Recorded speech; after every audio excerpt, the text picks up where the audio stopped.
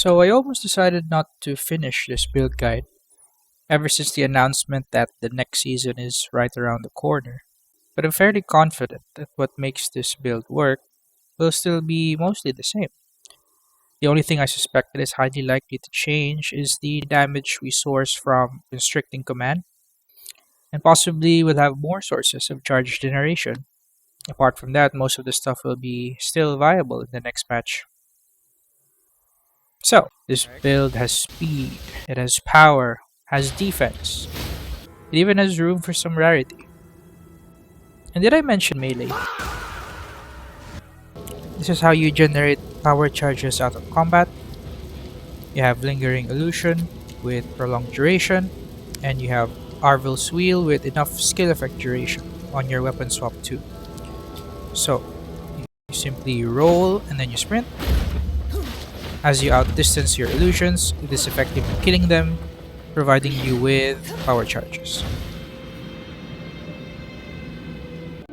The second way to generate power charges is by using Killing Palm. This will damage and call enemies and generate a power charge. We also slotted it with Execute 3, Ambush, Ancestral Call 2, Charge Profusion, and Rage for some attack speed. Ambush will guarantee a crit, which will trigger our Cast on Critical, which has Profane Ritual, and it will give us a double stack of power charges with one attack. Quite simply, once you see an enemy, you use your Killing Palm, it will trigger Cast on Crit, and it will recover power charges twice as fast. Once you have enough charges, you can then proceed to use your Flicker Strike. In between your Flicker Strikes, you use Killing Palm to recover those charges quickly.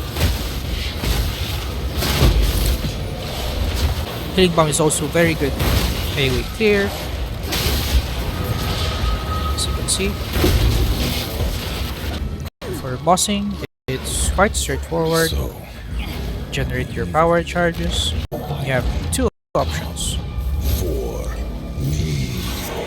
You can either use Flicker Strike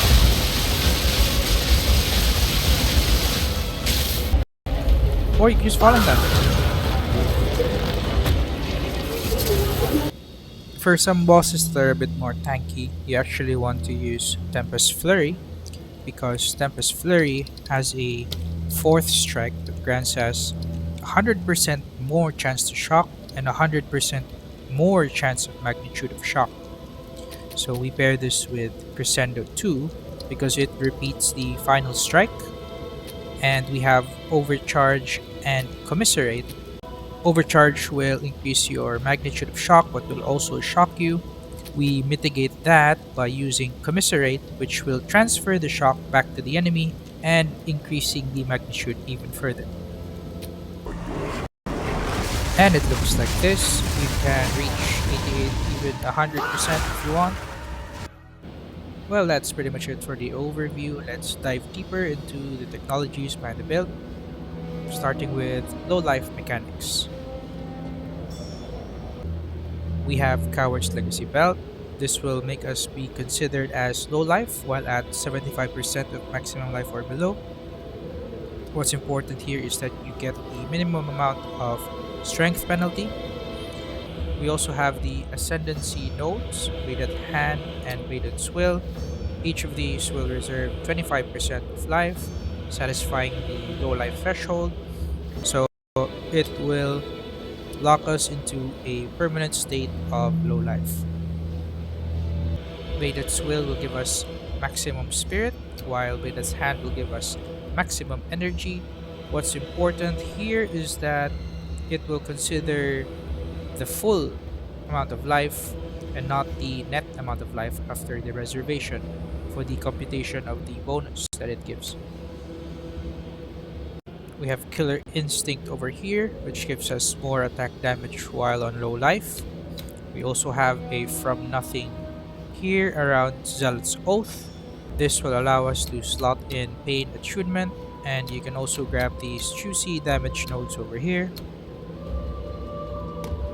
And we have a couple of increased attack damage while on low life over here at the bottom. We also have increased attack damage while on low life on both of our rings, as you can see. You can even get it on your amulet. This is from a desecrated modifier that is from the Ulaman.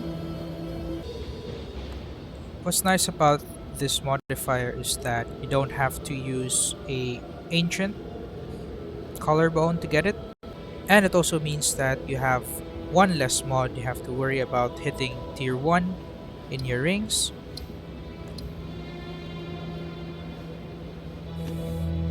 I would also argue that this is far superior than having percentage lightning damage, for example, because this increased attack damage while low life is actually all damage that includes physical damage, not just elemental damage. To finish the items off, we're also using Tech Prod's Gaze in our boots. This will give us 10% increased movement speed. So once you put it into a good pair of boots, it doubles that. So you can actually get very high movement speed for very low investment. And in our skills, we actually put Execute 3 in almost every single damaging ability, including Charge Staff and Wind Dancer. Lastly, for low life mechanics, we have Dire Strike 1, and we also have Dire Strike 2. These items will stack as long as you put them in different skill gems. Lastly, for more sources of damage, we have surrounded nodes over here, and crit multipliers from Pain Attunement, and the final Ascendancy node over here. Oh, and almost forgot, we are actually completely immune to Ignite. This will take care of the self-immolation from the Ascendancy node, and it means that mostly all of the deadly effects from fire are mostly taken care of. And I would strongly argue that Ignite immunity is actually more important than Chill immunity when it comes to a melee character. Before we quickly go over the items, I have to preface this by saying yes, I am using skins. These are the original appearances of the skins, and I'm just using this mainly for fashion.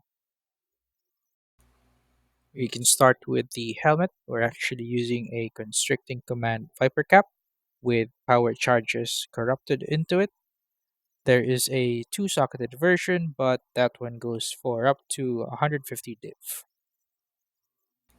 Next, we have Coming Calamity Heroic Armor. These will give us free Herald skills.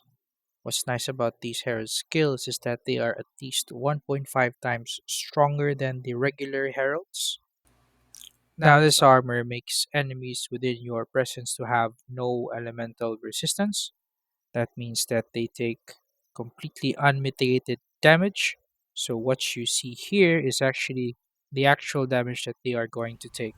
And we have Coward's Legacy. Just make sure we have at least two charm slots and have the minimum amount of strength penalty. For our rings, make sure you have at least one unset ring so that you can equip Infernal Cry. I've opted to use rarity rings in both of my rings. However, you can choose to have more resistances or more flat damage. Just make sure to include the low life damage Uluman mod in both of your rings. For our amulet, let's first talk about the allocation. We use the power within. So you want to allocate what you do not have. So in my case, I have a Megalomaniac in Lust for Power. So I allocate the power within. Here you want to take the small nodes for overflowing power. This will give us two more maximum charges. The skill tree adds up to 4 power charges. And one more from the helmet corrupt. Back to the amulet. You only really need about 30 spirit and some plus to melee skills. I can show you a sample craft. We just need a good base and the Ulaman prefix. You can choose a defensive resistance amulet like this one, or you can go crit chance or crit damage. You can go energy shield instead of the Ulaman damage mod. Personally, I like to go with a more defensive approach since we're not really lacking any damage. At this point, we reveal to get the Ulaman low life mod we want, and just some finishing touches. Finally, we have a very well balanced amulet. For the gloves, these are actually defensive gloves that I got fractured for cheap. I just made sure I had melee skills. My third mod is unfortunately dexterity, but you can have attack speed, some rarity, or some resistances. I chose to focus more on defense because, as I've said, there's already too much damage with the low life setup. Anything more is absolutely unnecessary, so just fill in with what you need. The Allroth flask is something nice to have, but not really necessary. Now let's discuss the importance of our specific charm setup. These charms all have guard, at least 480 guard each. Now, why the stone charm? Since we're permanently low life, we have very low stun threshold. When we get hit, we get mini stunned. We trigger the charm. We also trigger our offensive Wind Dancer with Execute 3, which can also proc heralds and clear the screen. Like this and this. So we get protection from stun. We get a layer of guard before we take damage from our energy shield. We have leech from Wind Dancer and mana leech from Charge Staff. And we have damage taken as mana before health from our armor. Don't worry for the third charm, you don't really need a rite of passage. You can use a rabbit charm with guard for when you are chilled, or a golden charm with guard like this is all you need. For the weapon, you just need to make sure you have some crit chance, some plus 2 attack skills, a source of attack speed for the suffixes. For the prefixes, you actually want to have multiple sources of elemental damage, so you can take full advantage of the coming Calamity armor. And since Flicker does not convert damage into elemental directly, it doesn't actually have to be perfectly rolled. Even a unique weapon like this is already sufficient.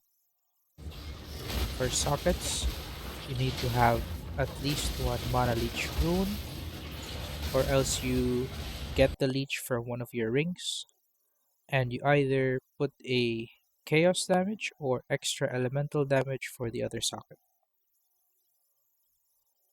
That's pretty much it. I'll try to make an update once the patch notes are live. Hopefully GGG will choose to buff the rest of the classes and not strictly nerf the successful ones. Who knows? So if you want to learn more about the skill tree and the support gems that I used, I have linked the build guides in the POB below. Oh, and special thanks to these creators, Havoc, Kevlar, and Spud the King. They were invaluable mentors and inspirations for bringing this amalgamation together. Definitely follow them for more things. Flicker Strike, have a nice day. Peace.